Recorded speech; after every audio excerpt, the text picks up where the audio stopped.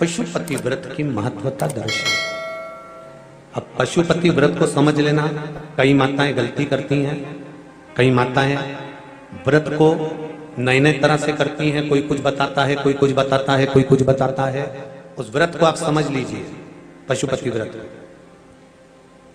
पशुपति व्रत 5 सोमवार का होता है। कितने सोमवार होते हैं अच्छे से समझ लेना, 5 सोमवार का व्रत है। आज अष्टमी का दिन आप लोग अच्छे से समझ लोगे तो आपको फिर कोई ये नहीं होगा कि मैंने व्रत करा और मेरा काम क्यों नहीं हुआ। उसमें अपने को अपनी गलती छांटना है कि गलती कहां हो गई। पशुपति व्रत 5 सोमवार का होता है। बीच में किसी सोमवार पर यदि एकादशी पड़ जाए या कोई तीज पड़ गई या कोई त्योहार पड़ गया, कोई नवरात्रि का व्रत कर रहे हो या कोई त्योहार का व्रत कर रहे हो या कोई तिथि का व्रत कर रहे हो और उस दिन सोमवार पड़ गया, अब आपने विचार करा कि मेरा पशुपति का भी व्रत है और साथ में तीज का भी व्रत है, तो कौन सा व्रत करूं मैं? तो उस समय पर आपको पशुपति व्रत छोड़ देना चाहिए। फिर आप तीज का व्रत कर लो, या चतुर्थी का करती हो तो चतुर्थी का करो, छठ का करती हो तो छठ का करो, नवरात्रि के व्रत करती हो तो नवरात्रि के करो। 5 व्रत पशुपति होते हैं। व्रत करने के लिए जब आप निश्चित करें कि मुझे इस सोमवार से पशुपतिनाथ के व्रत करना है, जीजियों भाइयों ध्यान रखना, उस दिन सुबह स्नान करने के बाद में बड़े प्रेम से पूजन की थाली लगा लो। उसमें चंदन, अबीर, गुलाल, जो भी आप रखना चाहें, रौली, चावल, मौली, जनेऊ, पंचामृत, चाहो तो अलग अलग ले जाओ, चाहो तो एक साथ मिलाकर ले जाओ। भगवान शंकर की पूजन करो सुबह के समय पर और शिव जी का पूजन कर कर, आराधना कर कर भगवान शंकर से प्रार्थना करो, हे शिव जी, हे ओगरदानी, हे त्रिकालदर्शी, हे कैलाशी, अविनाशी, आज से मैंने पशुपति व्रत प्रारंभ करे। बाबा मेरा ये व्रत इस कार्य के लिए मैं कर रही हूं, आप स्वीकार करना। बाबा को निवेदन करना। पूजन का सामान थाली में उतना लेकर जाना कि सुबह भी काम आ जाए और शाम को भी काम आ जाए। अलग से पूजन का साहित्य में शाम को अलग से नहीं रखना, थाली में उतना ही रख के ले जाओ जितना सुबह भी काम आए और शाम को भी काम। बाबा को निवेदन कर कर पूजा की थाली वापस ले आओ। शाम के समय पर घर में मीठा बनाओ, 6 दिए रखो थाली के अंदर घी के, और दिए रखकर मीठा ले जाकर मंदिर में पूजन करो। शाम को स्नान कराने की जरूरत नहीं, पंचामृत स्नान की जरूरत नहीं है। शाम को तो केवल जल का छींटा दे दो, पंचामृत का छींटा दे दो, बाबा की पूजन करो। पूजन कर कर प्रसाद के पहले 3 हिस्से करो। 3 हिस्से करने के बाद फिर आप दिया लगाइए। फिर बाबा को कितने दिए लगाना है? जम के बोलो, 5 दिए लगाना है आपको शंकर भगवान। 5 दिए लगाइए, एक एक दिया जलाते जाएं और शंकर भगवान से पहले सोमवार को दिया जलाते समय अपने हृदय की बात कहते जाएं। 5 दिए पूरे हो जाएं, छठा दिया जलाना नहीं है, उसको थाली में वापस रख लेना। दिए को थाली से नीचे उतारना जरूर। कौन से दिए को? जम के बोलो जरा।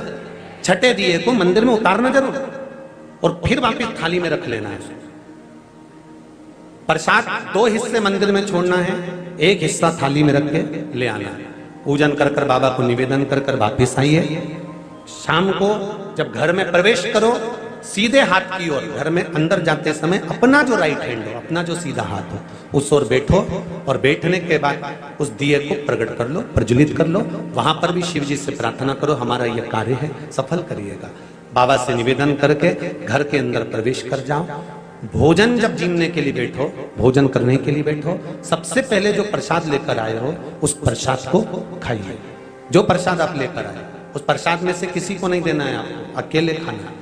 उतना ही प्रसाद लेकर जाना जितना खब जाए, छोड़ना भी नहीं।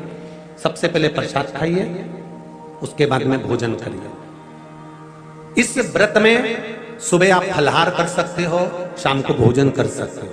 भोजन में ये जरूरी नहीं है कि मीठा ही खाना है, नमकीन भोजन भी कर सकते हो। बस मीठा कब खाना है? जब प्रसाद का 1 हिस्सा लेकर आओ, तो वो 1 हिस्सा आप खाओ।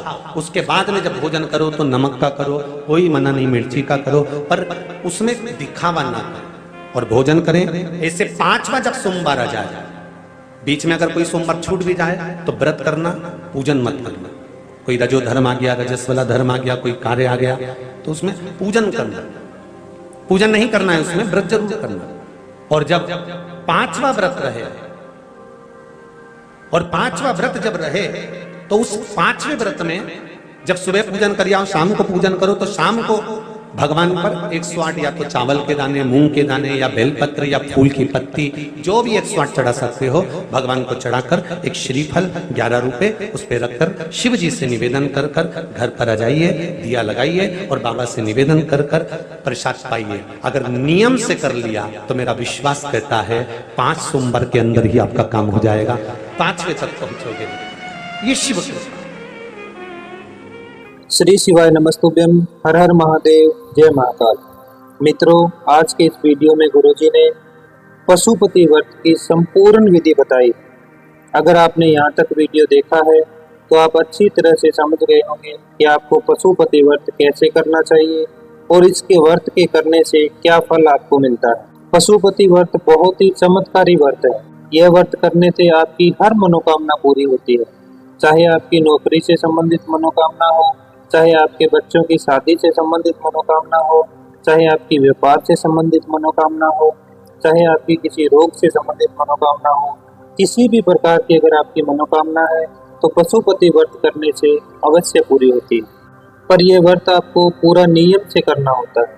अगर हम एक भी गलती कर देते हैं तो इस व्रत का फल हमें नहीं मिलता। इसलिए जब भी आप पशुपति व्रत करें तो सबसे पहले अच्छी तरह से समझ लें कि आपको कैसे ये व्रत करना है। पशुपति व्रत आपको 5 सोमवार करना होता है। किसी भी सोमवार के दिन आप ये व्रत शुरू कर सकते हैं। जरूरी नहीं है कि आपको ये व्रत लगातार करना है। मान लीजिए आपने पहले और दूसरे 2 सोमवार लगातार कर लिए, तीसरे सोमवार आप किसी कारणवश व्रत नहीं भी कर पाए तो अगला व्रत आप चौथे सोमवार कर सकते हैं। कहने का मतलब यही है कि आपको 5 सोमवार संपूर्ण करने हैं।